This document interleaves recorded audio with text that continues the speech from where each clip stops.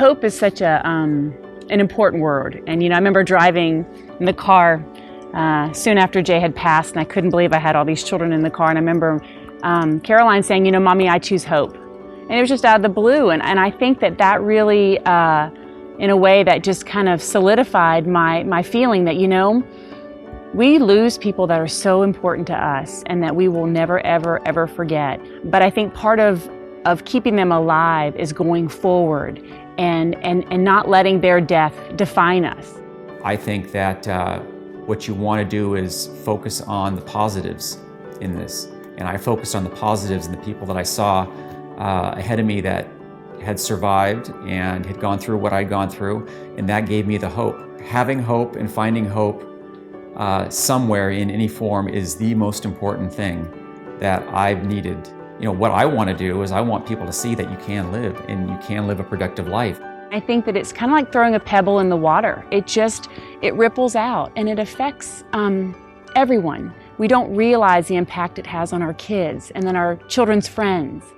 Losing someone is really sad, and you should just be happy with what you have. I'm on a lot of teams where the dad's coach, and it's kind of it makes me really sad to see that everybody else, they get mad at their dad and they don't understand how much it hurts to lose your dad.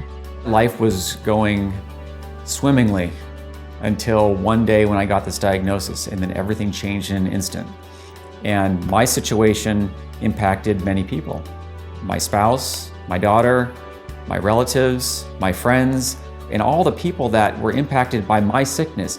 Talk about feeling guilty. That was a terrible feeling that I had to put other people through this too. We all kind of bonded together and acted as if everything was going to be okay. And in the end, even though it wasn't the outcome we wanted, we had no control over that. We realized that, and we are okay. My dad's legacy is I think he fought for everything, and I think that he tried whatever he could to help others and himself at the same time.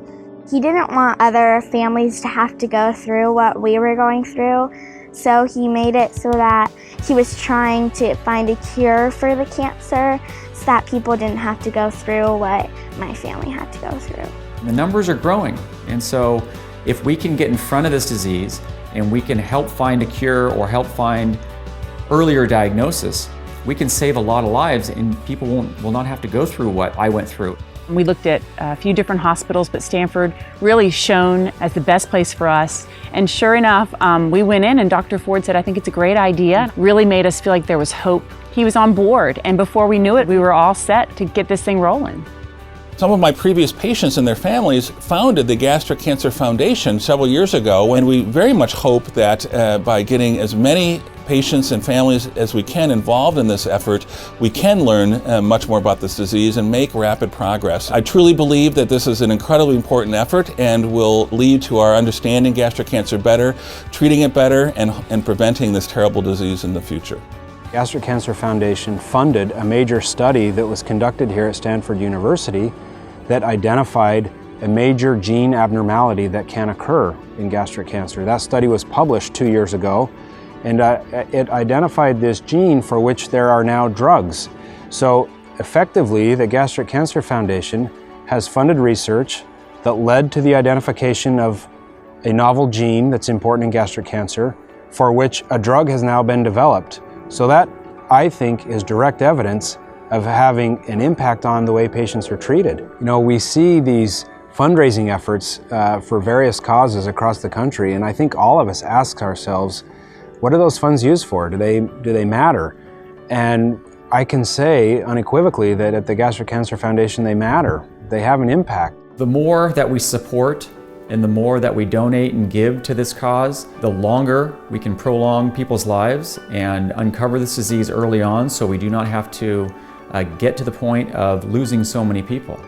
When they read and they go on the website and they read about us, they see that there is that passion and that this isn't the end of the world and you can get better. Not everyone dies of this. And I think that, the one thing that he really leaves behind is that fire, right? That fire that burns. And I think that it really gives people inspiration and the feeling that, this isn't the end of the road for me, and that I too can have that fire and I can really try to fight this as well. I think I am happier mentally now than I was 10 years ago. And maybe it's because I have a much greater appreciation for today. Just have the hope that if you are inflicted by this, or your spouse or loved one is inflicted by this, that keep the hope, because you can have this good life and you can be happier. I would do everything again because I feel wonderful. I think the way people can help the foundation is by giving. And that can be in many different ways. And we've been so blessed with the donations that we've gotten. We feel so lucky, but we know there's so much more we can do if we had just a little bit more money.